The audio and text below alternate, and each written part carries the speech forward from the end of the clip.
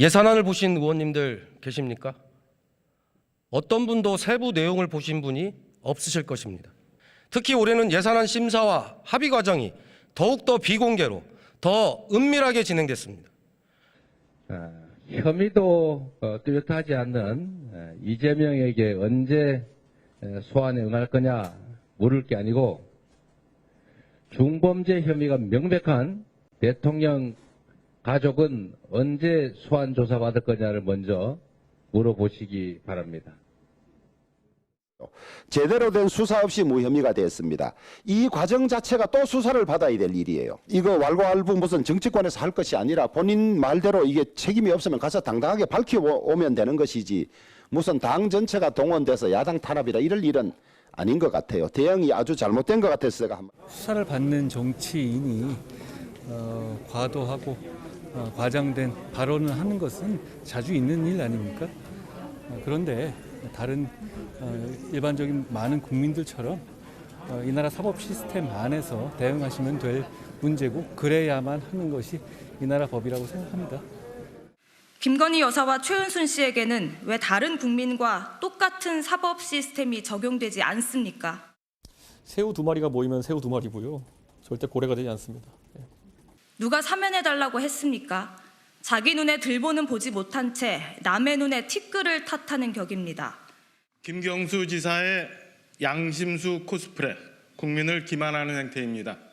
김 전 지사의 행태를 보면 독립운동하다 투옥된 독립투사라도 되는 줄 착각하겠습니다. 지금이라도 죄를 지은 것에 대해 반성하고 자숙하기 바랍니다. 네, 올 한 해의 정치 결산, 이현주 전 국민의힘 의원, 전재수 더불어민주당 의원, 배종찬 인사이트K 소장, 이은영 휴먼앤데이터 소장과 진단해 보겠습니다. 네 분 어서 오십시오. 네, 안녕하세요. 네, 메리 크리스마스. 네. 메리 크리스마스. 네. 지금 638조 원 규모의 내년도 예산안이 진통 끝에 국회 본회의를 통과를 했는데요. 여야는 지금 민생 예산을 늘렸다면서 애써 의미를 부여했는데 배종찬 소장님. 예. 이게 보니까 2014년 국회 선진화법 이후에 역대 최장 지각 예산이더라고요. 그렇습니다. 네.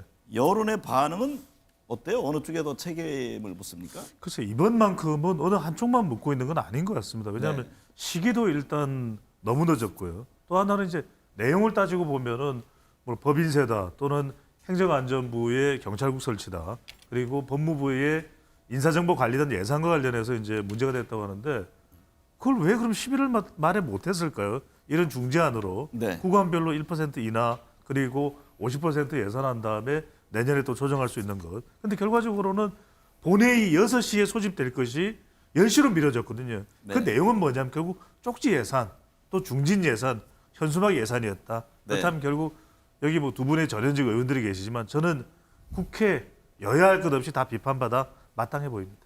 여기 현직 의원 계시는데 여전히 뭐 쪽지 예산이 이렇게 많이 있습니까? 쪽지 예산은 없습니다. 왜 네, 오늘 네. 이번에는 늦어진 가장 큰 이유는 뭐죠? 그러니까 이제 굉장히 좀 아쉽죠. 네. 아쉬운데 쪽지 예산이 없어진 지가 꽤 됩니다. 네. 예, 이게 쪽지 예산이 이제 국회 선진화법 이후에 쪽지 예산을 하게 되면은 사실상 이제 현행법 위반 소지가 있다 그래서 여야에서 이제 쪽지 예산은 하지 않는 것으로. 쪽지 예산 대신 그런 없습니다. A4 용지 예산입니까?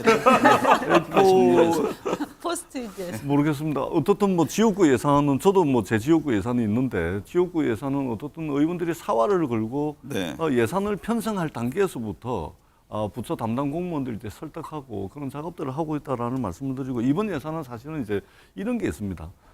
우리 배종찬 소장님께서는 좀 저렇게 이제 평가를 하시는데 저희들 입장에서는 이런 게 있죠. 예를 들면 네. 어르신들에 대한 공공 일자리 예산, 그다음에 공공 임대주택 예산, 그다음에 경로당의 냉난방비와 양곡비를 지원해주는 예산. 지역화폐. 네. 네. 그거하고는 좀 틀립니다. 그러니까 네. 경로당에 여름에 이제 에어컨 전기, 그다음에 겨울에 이제 이제 히터 예산, 그다음에 네. 쌀을 지원을 해주거든요. 이런 예산하고 그다음에 지역 산업 상품권이라든지 또 우리 청년들의 재산 형성과 관련된 예산들 이게 전부 이게 삭감이 돼서 넘어왔거든요. 네. 그렇다면 야당 입장에서는 민생과 직결되는 예산이고 코로나 이후에 힘든 분들이 더 힘들어지는 판에 이런 이제 민생 예산이 전액 삭감이 돼서 넘어왔기 때문에 민주당 입장에서는 챙길 수밖에 없었다. 네. 그런 측면에서 이제 최선의 노력을 다했고 다행히 이번에 통과된 예산은 이 예산들이 다 들어갔습니다. 네. 대신 이제 경찰국이라든지 법무부의 인사정보관리단 이것은 저희 민주당이 민생과 직접적 연관은 없기 때문에 이 부분은 저희가 양보를 했습니다. 그래서 50% 삭감하는 선에서 이제 합의를 했고 좀 늦고 좀 아쉬운 감은 있지만 네네. 최선을 다했다. 네. 이 말씀 드리도록 하겠습니다. 네, 이현주 전 의원님. 네. 그런데 여야 합의안에 대해서 대통령실에서는 불만을 표시했다 이런 소식도 들리네요. 뭐 대통령실에서는 아무래도 이 뭔가 삭감이 좀 되고 하는 것들에 대해서 만족하기는 어렵겠죠. 네. 근데 사실은 대통령 중심제에서 예산안 심의 기능이라는 것은 그 의회의 어떤 고유의 견제 기능이에요. 그래서 사실은 국민들이 집행 권력은 국민의힘에 줬지만 아직 이제 의회 권력은 민주당에 있기 때문에 네. 이 두 권력이 예산을 합의를 하는 과정에서 타협을 하면서 조화를 이루어야 되는 게 그게 또 국민의 뜻이거든요. 네. 근데 아무래도 제가 보니까 과거에 비해서 두 당이 밀리면 죽는다. 네. 약간 그런 어떤 성향이 더 강해졌다. 네.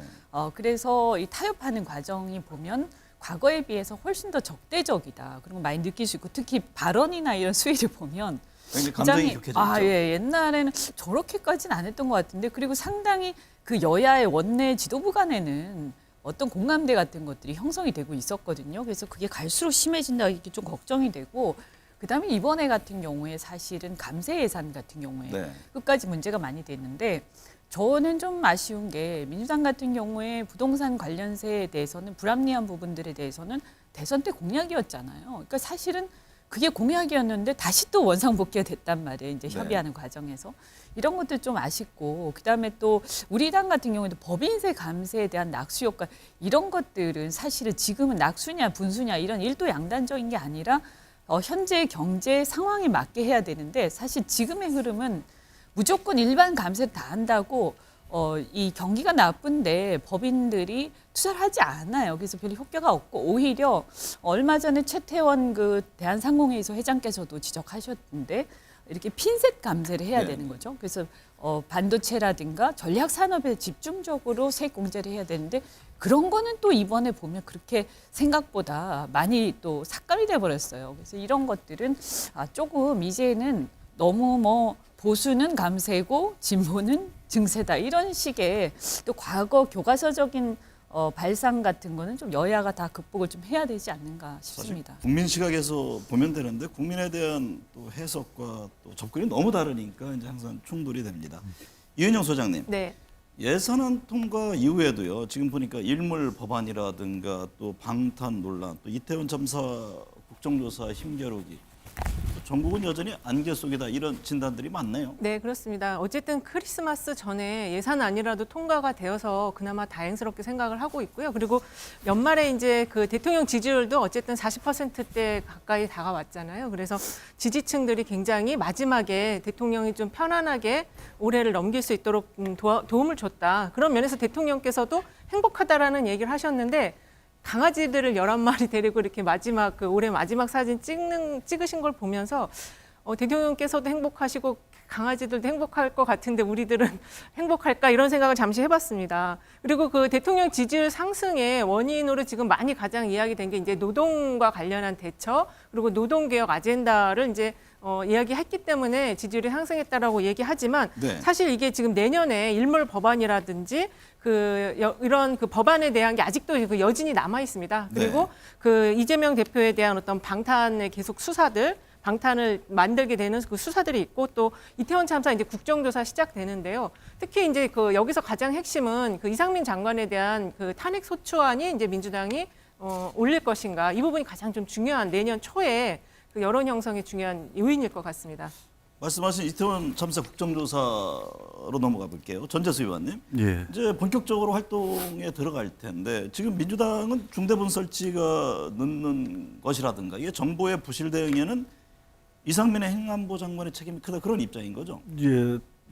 일단은 엊그제 이제 그 국정조사 특위 회의가 있었지 않습니까? 네, 네. 그 자리에서 이제 국정조사 특위 위원들이 이상민 행안부 장관에 대한 질의가 있었는데 그 질의를 보셔서 아시겠지만 중대본 설치가 총각을 다투는 중요한 문제는 아니었다. 네. 뭐 이런 이제 또 부적절한 답변들을 많이 이제 내놓음으로 인해 가지고 또 많은 언론의 질타, 또 국민들의 질타를 지금 받고 있는데, 재난 재해 상황이 생기게 되면 중대본의 설치는 총각을 다투는 일이죠. 네. 그런 측면에서 굉장히 부적절한 말씀이고, 더더구나 대통령께서 말하자면 대통령보다 먼저 재난 재해 상황을 파악을 하고서 중대본 설치를 주도를 해야 되는데, 행안부 장관이. 왜냐하면 재난안전 총괄 장관 아니겠습니까? 네네. 그런데 재난재해, 이태원에서 참사가 벌어졌는데 재난재해 총괄부처 장관이 대통령보다 그 상황을 늦게 파악을 하고 결국은 이상민 장관에게 중대본 설치를 명했음에도 불구하고 그것이 제대로 이루어지지 않으니까 결국은 총리를 중심으로 한 중대본 설치를 대통령께서 다시 지시를 내리는 네. 이런 굉장히 황당한 일들이 벌어진 것이죠. 그런 측면에서 볼 때 굉장히 부적절한 발언을 하고 있고, 지금 이제 참사가 벌어진 지 상당한 시간이 지났음에도 불구하고 행안부 장관이 여전히 사태의 심각성이라든지 이 부분에 대해서 간과하고 있는 것이 아닌가, 이런 네. 이제 아쉬움이 굉장히 많이 남아 있습니다. 이현주 전 의원님, 이게 네. 벌써부터 이제 시기현장하고 증인 채택을 놓고 또 서로 갈등이잖아요. 네. 지금 국민의힘은 참사 당일 그 명지병원 닥터카를 이용해 인명구제 골든타임을 허비하겠다면서 신현영 민주당 의원 네. 증인 채택을 요구하고 있나요? 네, 이제 신현영 의원 같은 경우에는 처음에는 이제 이런 배경을 잘 모르고 굉장히 참 이렇게 좋게 다들 봤는데 굉장히 실망스럽고요. 이런 어떤 특권 의식 이런 것들이 좀 문제가 있지 않나. 그래서 저는 뭐 국회 윤리특위에 제소한 것까지는 그럴 수 있다라고 생각을 하는데, 근데 국정조사 증인까지 채택할 필요가 있냐, 이게 네. 뭐 좀 정치 공세 측면이 있죠. 그리고 저는 좀 이런 걸 할 때는 좀 진지했으면 좋겠다. 그래서 국조의 증인 채택에 들어갈 만한 어떤, 그리고 국조에 좀 격을 맞춰서 네. 공방을 벌이더라도 하면 좋겠다라는 생각이 듭니다. 네. 국민의힘 전당대회로 주제를 옮겨보겠습니다. 지금 여당 이야기부터 해볼까요? 배종찬 소장님, 네. 그 3월 초 전당대회를 앞두고요. 국민의힘이 100% 당원 투표, 결선 투표제 도입 이렇게 룰을 바꿨습니다. 예. 친윤 비윤과 또다시 뭐 서로 목소리를 내고 있는데 국민의힘을 바라보는 여론 풍향은 어떻습니까? 대체적으로 부정적입니다. 그런 이유가 뭐냐면은 당원 100%나 결선 투표를 하는 것이 전당대회의 룰의 완성도를 높이기 위해서라면 더 긍정적인 평가가 가능해질 겁니다. 그런데 지금 당원 100% 결선 투표를 하게 되는 배경이 뭘까? 이유가 뭘까? 결국 유승민 배제 룰이거든요. 네. 지금 여론조사에서 전체 응답자청에서 높은 지지율이 나오고 있는 유승민 전 의원이 이런 100%나 결선 투표제가 없다면 자칫 당대표가 된다. 그건 절대로 친윤에서, 윤핵관에서 또 심지어 더 올라가면 윤석열 대통령이 받아들일 수 없을 것이다. 이런 판단하에서 전당대회 룰이 바뀐 겁니다. 그렇다면 네. 정말 일각에서 나오는 카타르 월드컵 지금 경기가 시작된 지가 15분 지났는데 16분째 골대를 옮기는 겁니다. 네. 이건 말이 되느냐? 이런 이야기가 이제 나올 수밖에 없게 되는 것이죠. 네. 전재수 의원님, 네.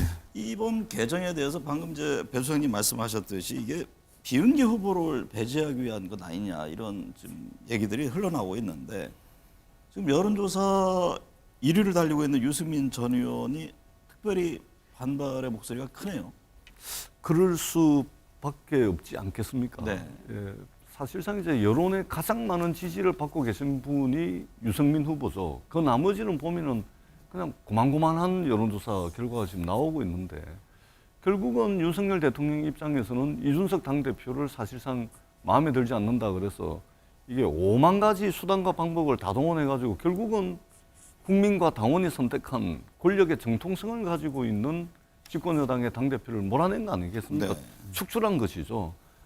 그런 측면에서 똑같은 일들이 지금 유승민 전 의원에게 벌어지고 있다. 이렇게 네. 이제 말씀을 드리고, 유승민 당대표 되는 것을 막기 위해서 2중 3중의 방어벽을 치고 있고, 그 2중 3중의 방어벽이 다름 아닌 당원 100% 투표 결선 투표제입니다. 그리고 이 벽을 뚫고서 유승민 전 의원이 당대표가 된다 하더라도 저는 이준석 당대표와 똑같은 전철을 밟을 가능성이 많다. 네. 절대 윤석열 대통령이 아마 용납할 수 없는 그런 차원에서 지금 일들이 지금 진행이 되고 있고 상당히 좀 정당 정치의 역사를 10년, 20년 이전으로 지금 퇴행시키고 있는 그런 일들이 벌어지고 있는 것으로 저희들은 평가를 하고 있습니다. 이현주 전 의원님, 네. 유승민 전 의원은 중꺾마? 중요한 건 꺾이지 않는 마음이다 이렇게 강조를 했는데요. 이게 출마 의지를 밝힌 것으로 봐도 됩니까? 글쎄요, 뭐 아직 알 수는 없는데 지금 이 상황에서 룰이 바뀌었다고 또 출마를 갑자기 안 한다라고 하게 되면 앞으로 이제 정치적 미래와 관련해서 이렇게 썩 바람직하지 않지 않겠냐. 그래서 아마 저는 출마할 거로 예상을 하는데요. 네. 근데 어쨌든 이게 지금 내용상으로도 보면 이렇게 당원 100%로 가는 것은 이제 경로에 맞지도 않고 시대에 좀 착오적인 측면이 있고 그것보다 가장 문제는 이제 불공정하다라는 거거든요, 절차적으로. 근데 이게 특히 뭐냐 하면 그냥 단순히 이것이 이렇게 절차적으로 불공정했다 이게 문제가 아니라 그 과정에서 이제 보도를 보면 대통령의 의지가 개입돼 있는 것 같다. 그렇게 보면 나중에 결국에는 누군가가 당선이 될 그 당 대표가 선출되는 과정에서도 윤심이 굉장히 많이 작용하지 않겠느냐. 그렇다면 이것은 어떤 유승민 의원을 배제하고자 하는 것도 있지만 그 외에도 보면 여론에서 조금 수위에 있는 게 안철수 의원이라든가 나경원 전 의원 이런 경우가 있는데 이분들도 마찬가지로 사실은 피해자라고 저는 봅니다. 네. 그래서 이분들이 아니라 누군가를 그냥 줄 세워서 당대표를 만들고자 하는 이런 과정에서 벌어지는 어떤 불공정성 이런 것들은 사실은 우리 당의 이미지에 굉장히 치명적인 타격을 준다. 그래서 사실은 진보 보수를 막론하고 모든 언론에서도 비판적인 기조로 얘기를 했던 건데 좀 걱정스럽죠. 이은영 소장님, 네. 지금 이제 두 분 말씀처럼 이 논란이 계속 이어지고 있는데 과연 그랬을 경우에 뜻대로 될 거냐, 정말 제대로 된 당대표 선출이 가능할 것이냐, 이게 이제 가장 중요한 문제 아니겠습니까? 그렇습니다. 그러니까 지금 이제 100% 당원 투표 결선 투표제 도입 속에서 과연 그 정당 지지율이라든가 전체적인 흐름의 변화에 국민의힘 쪽에 도움이 될 것인지 여론의 양상은 어떤가요? 일단 그 미디어 토마토가 조사한 결과를 보면요. 그 100% 개정에 대해서 반대 의견이 50.4%가 나왔고 찬성 의견이 38.5%가 나왔어요. 근데 네. 이제 국민의힘 지지층 안에서는 이게 이제 찬성 의견이 71.3%. 그러니까 국민의힘 지지층은 일단은 대통령의 힘을 실어주는, 그렇지 않아도 지금 계속 30% 지지율에서 헤매다가 이제 40% 간신히 왔는데 여기서 대통령의 뜻을 받들어주지 않으면 당이 또 어려워지겠다라는 생각에서 일단은 지금 찬성을 하고 있는데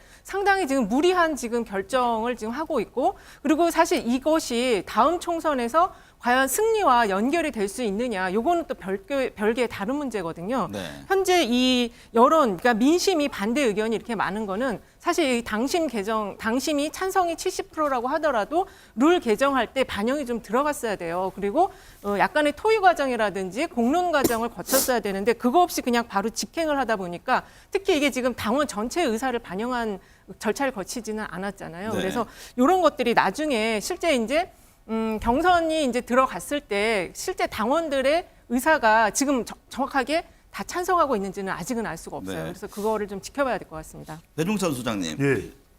때 아닌 또 관련해서 김장 논란이잖아요. 네. 정치권 그 김기현, 장제원 의원 간의 이른바 김장 연대에 대해서 여러 얘기들이 있는데요. 예. 윤상현 의원은 소위 텃밭에 있는 분들의 연대 아니냐 이런 지적을 했고 안철수 의원도 효과가 있겠느냐, 예. 일종의 견제구를 날리고 있지 않습니까? 예. 오늘은 또 김장연대 나경원 전 의원을 포함시켜야 한다. 그렇죠. 이런 주장도 나오고. 나김장이죠. 이분들 간의 예. 합종 연행 움직임은 어떻게 보세요? 그러니까 어리둥절이 아니라 당심둥절이죠. 네. 당심은 어디로 갈지 지금 당원들은 결정도 안 했는데 네. 무슨 김장연대 뭐지? 김장 끝났거든요 지금요. 네. 그러니까 지금 뭐 제 별명이 배추도사입니다만 배추 한 포기가 지금 12,000원, 13,000원이에요. 그렇습니까? 그러니까 워낙 비싸니까 김장연대 이게 주목을 끌려고 하는데 국민들은 김장연대가 아니라 민심입니다. 그러니까 지금 어떤 이야기가 나오냐면 일각에서는 대통령은 시종일관 단대, 단호한 대응, 후보자들은 연대, 뭐하냐 뭐 이런 얘기가 나오는데 그러다 보니까 안철수 의원은 오히려 본인이야말로 단일화를 했던 장본인이기 때문에 더 무게가 실려야 되는 거 아니냐 이러면서 김장년대에 대해서 실망입니다. 이런 이야기를 하고 있는데 네. 저는 중요한 것은 지금 이준석 전 대표의 돌풍 이후에 당원들의 구성비가 많이 변했습니다. 수도권 2030 MZ세대 심지어는 이준석 전 대표가 오늘은 화요일입니다. 당원 가입하기 딱 좋은 날입니다. 지금 천원 변호사가 아니라 천원 당원이거든요. 네. 그래서 저는 당심둥절이다. 당원들이 지금 결정도 못하고 있는데 지금 전개되고 있는 상황이 절대 저는 고정이고 확정이 아니다.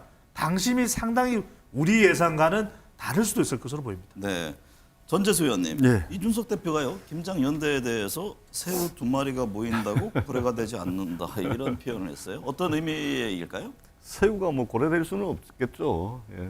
뭐 있는 그대로 저희들이 받아들이면 될 것 같은데 일단은 김기현 의원에 대해서 당 대표 지금 이제 출마하시는데 김기현 의원이 당 대표감이 되지 못한다라는 의미고 네. 당 대표감이 되지 못하는 김기현 의원을 옆에서 장제원 의원이 나서서 돕는데 도와봤자 장제원 의원 역시 국민들에게 어떤 정치적 임팩트나 이런 인물이 아니기 때문에 돕는다고 나서봐야 되지 않는다. 이제 이런 의미로 이제 말씀을 하신 것 같습니다. 네.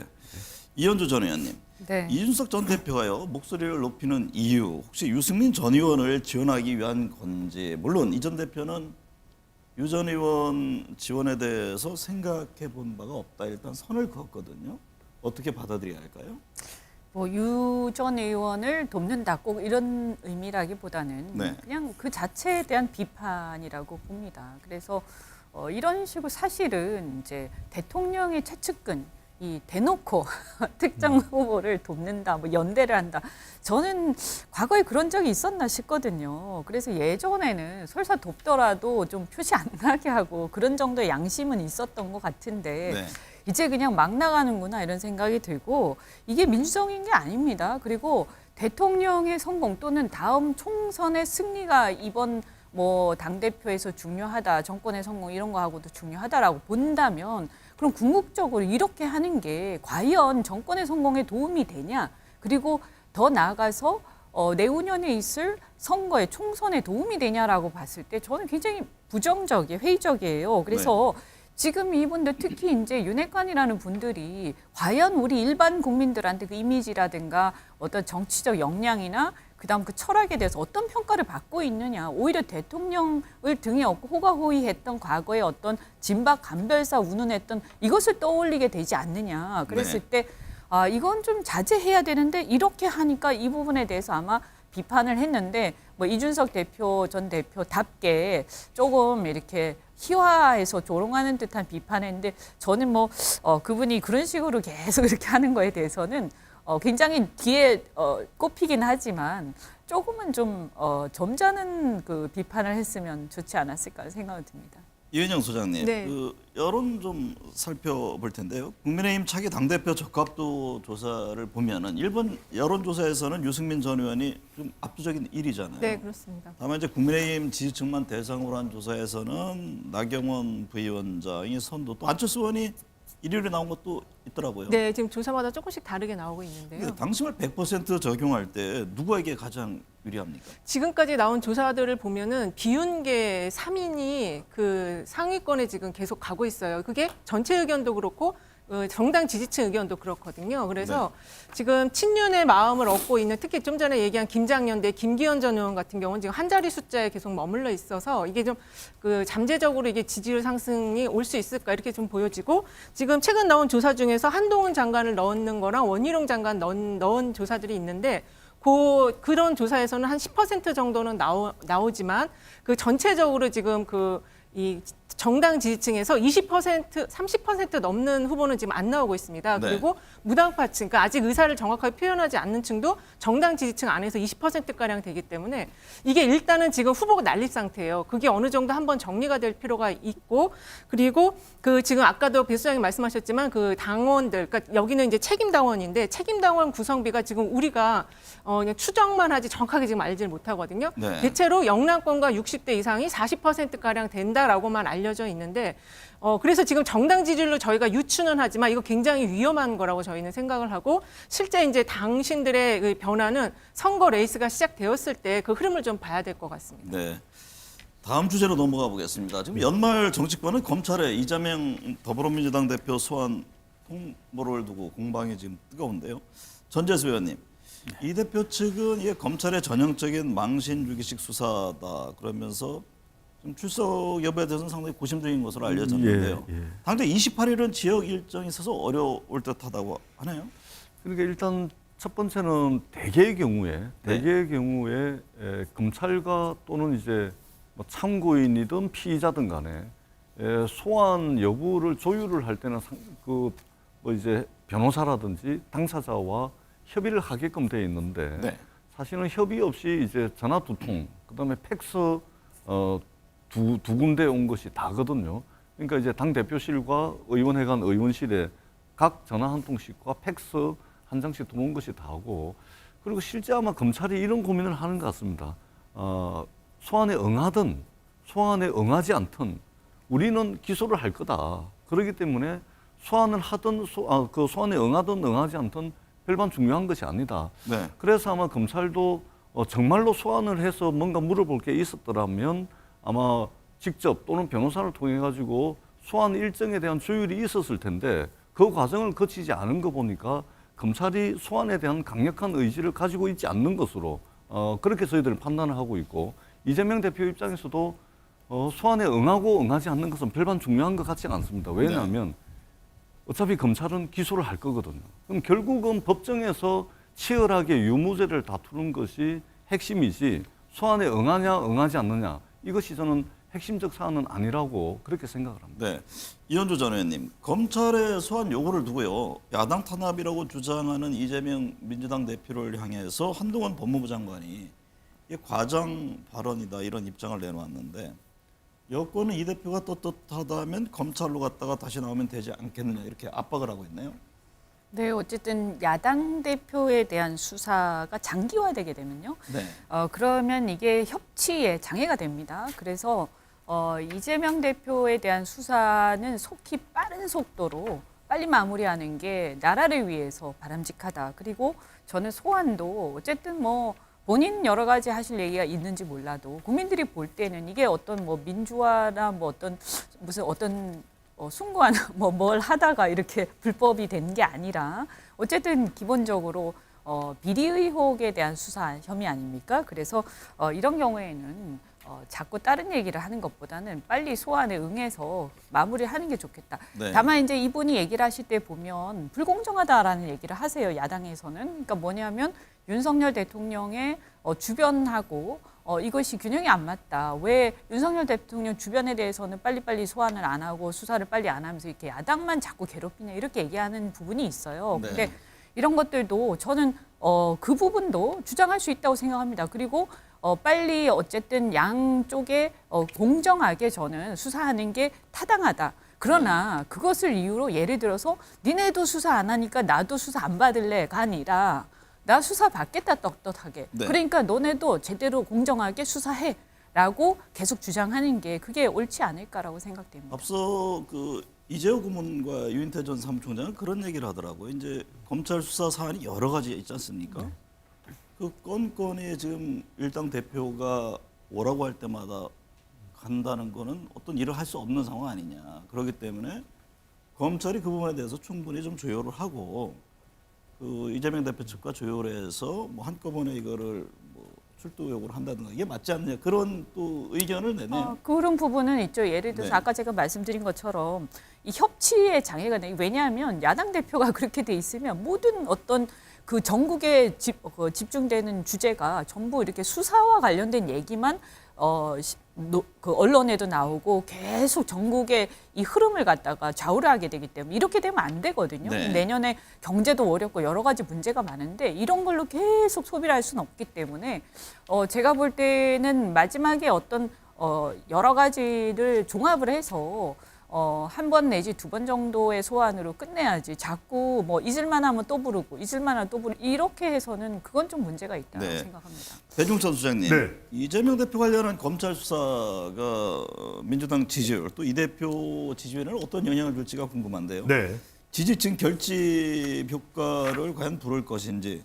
근데 지금 차기 대선 후보 선호도 조사를 보면은 이재명 대표가 여전히 압도적 1위네요. 그렇죠. 이걸 그런 어떻게 해석을 이유는 해야 합니까? 예, 그런 이유는 뭐냐면 범진보 진영 내에서는 거의 유일한 후보입니다. 유일한 대선 후보로서의 영향력을 가지고 있기 때문에 대체자가 없다, 대안이 없다 네. 이렇게 해석을 할 수 있는데 이 소환과 관련해서는 상당히 정치적 해석과 또 데이터가 미칠 수 있는 영향이 또 민주당 지지율에도 미치는 영향 다분히 또 생각해 볼 필요가 있을 것 같습니다. 왜냐하면 이게 첫 소환이고 그만큼 이재명 대표로서는 위기 국면이기 때문에 언더독 이펙트, 언더독 효과가 약자 동정 효과는 나타날 수 있을 것으로 보입니다. 특히 이제 더불어민주당 지지층은 물론이거니와 진보층 그리고 화이트 칼라 40대에서는 결집될 수가 있는데 어떤 선택을 할까요? 소환에 대해서 첫 소환의 주목도 그리고 정치적 상징성이 상당히 있기 때문에 여기에 대해서 이제 불응을 하게 되면 또 여러 가지 꼬리표가 달릴 수 있거든요.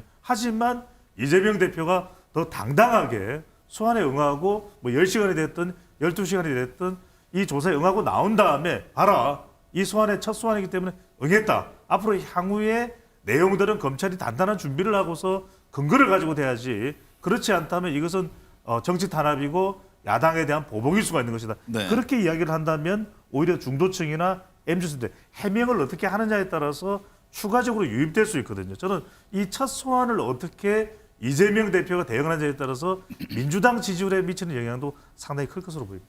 이은영 소장님, 네. 이재명 대표가 새해 초에 문재인 전 대통령과 만날 계획인 것으로 전해졌는데요. 지금 이 대표의 당내 결속을 위한 이른바 문심 끌어안기 행보로 봐야 할지, 만약에 만났을 때는 이 대표와 민주당 지지율에는 어떤 영향을 줄지.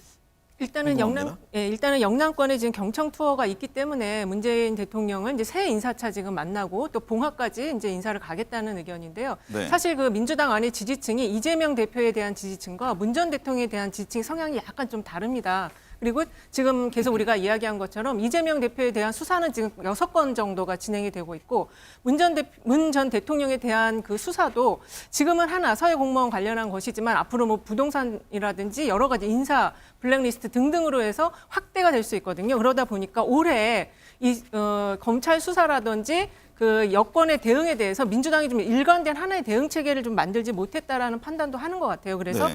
문재인 대통령 지지층과 함께 이제 새해에는 좀 함께 연대로 공동의 전선 대응을 만들겠다 이런 의도가 있는 것 같고 지금 내년까지 이렇게 수사가 이어지면 사실 그 여당이나 검찰 쪽도 굉장히 좀 부담이 크죠. 그런 네. 걸 노린 것 같습니다. 사면 이야기 해보겠습니다. 법무부가 그제 사면심사위원회를 열어서 이명박 전 대통령, 김교수 전 경남지사 등 정치인 사면을 결정했는데요.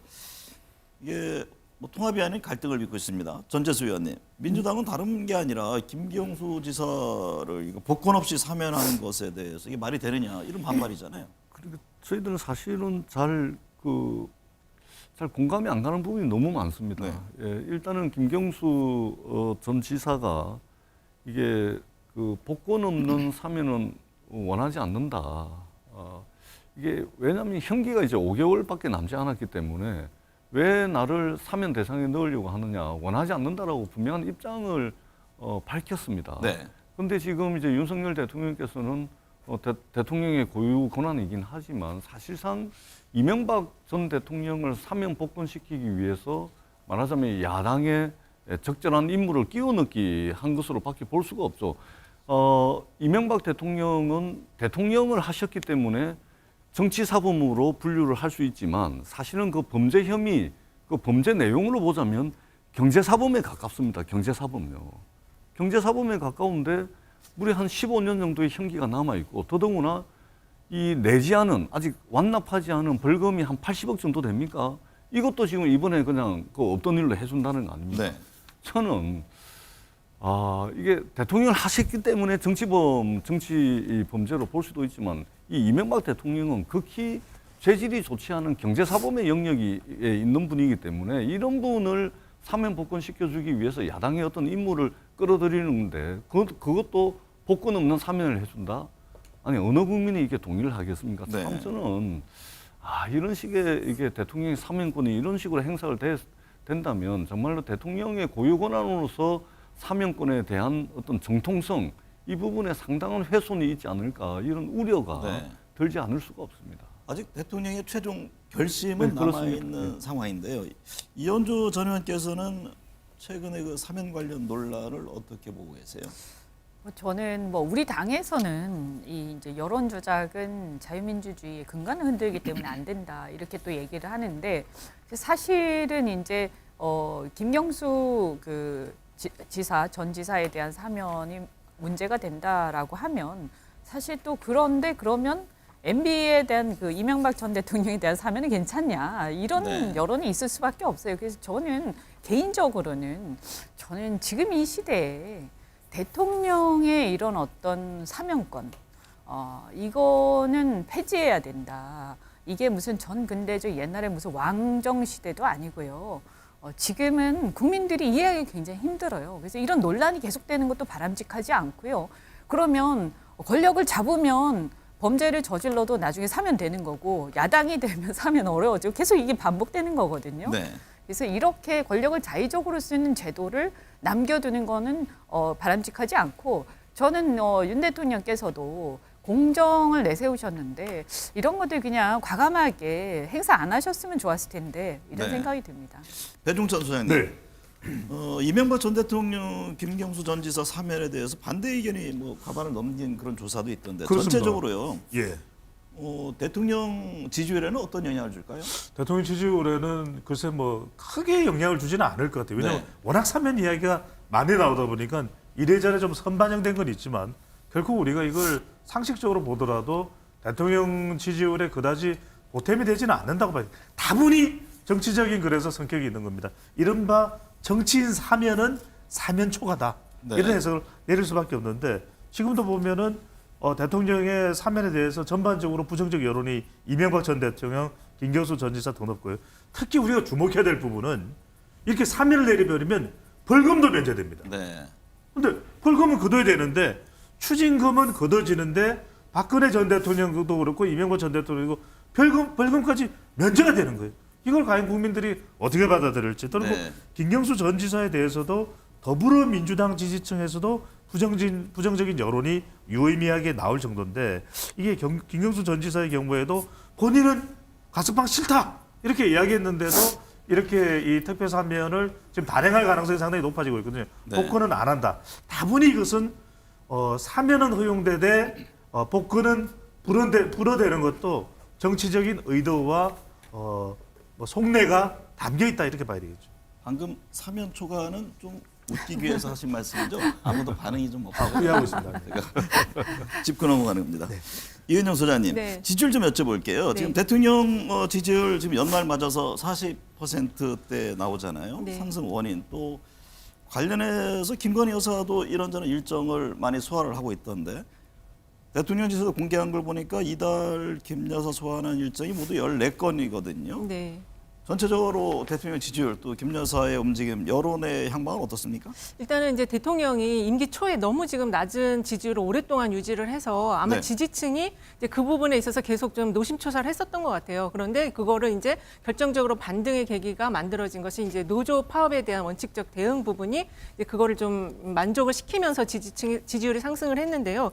근데 사실 지금 전체 그 임기 7개월 동안의 지지율 평균을 보면은 34.62%입니다. 그래서 네. 30대 중반이어서 아직 갈 길은 멀다 이렇게 볼 수 있고 그 여사님 일정이나 이런 것들이 이제 지금 많이 늘어나 있는데 그 대통령 지지율에 좀 약간 부정적인 영향을 줬던 게 또 여사님이 등장을 하면은 좀 지지율이 약간 또 떨어지는 경향성이 있었기 때문에 네. 그런 부분을 좀 앞으로는 좀 너무 무리한 일정이라든지 그 개인을 돋보이게 하는 그런 일정들은 조금 자제하는 것이 지금의 반등 모멘텀을 만든 상황에서 좀 유리할 수 있겠다는 생각이 들고요. 여사님과 관련해서 한 가지가 또 이제 그 위험 요인이라는 거는 도이치모터스 관련한 내용입니다. 그 지금 네. 재판이 진행 중인데 여사님 관련한 내용이 계속 나오고 있기 때문에 이것도 하나 리스크 요인으로서 관리를 해야 되지 않을까 이런 생각이 듭니다. 배종찬 소장님께는 좀 어려운 질문 하나 드려볼까요? 내년에 윤석열 정부 집권 2년 차 되잖아요. 네.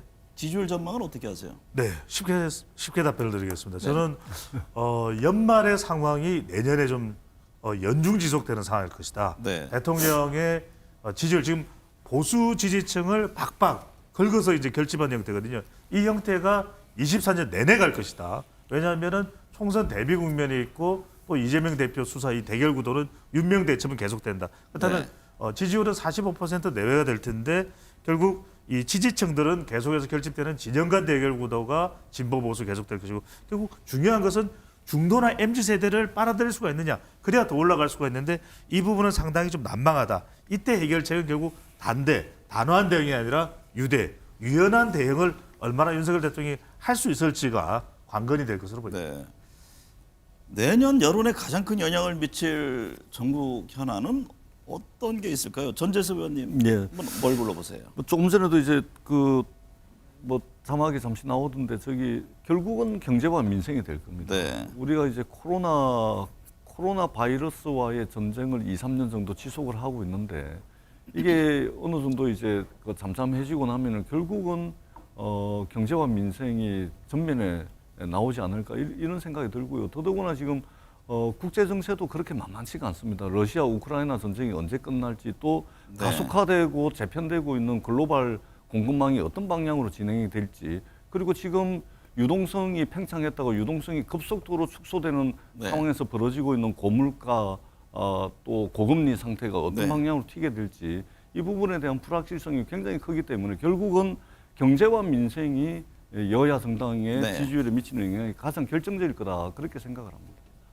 시간이 한 20여 초 남았는데 이현두 전 의원님은 어떤 점을 꼽으세요? 일단 경제 침체 여기에 보면 이제 구조조정이라는 실직이 바람이 불 가능성이 많은데요.